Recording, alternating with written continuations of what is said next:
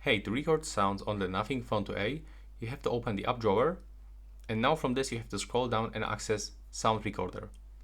From this, if you want to start recording, all we have to do is just to switch into the normal, voice, focus, or environment. So you have to decide what you want to actually record.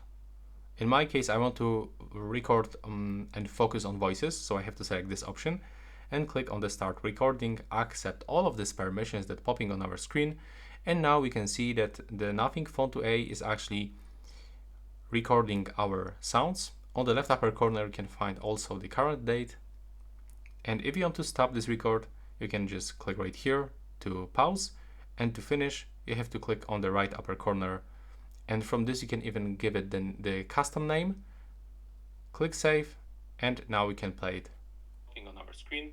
And now we can see that the Nothing Phone 2a is actually recording. So that's how it looks right now. Please subscribe to my channel.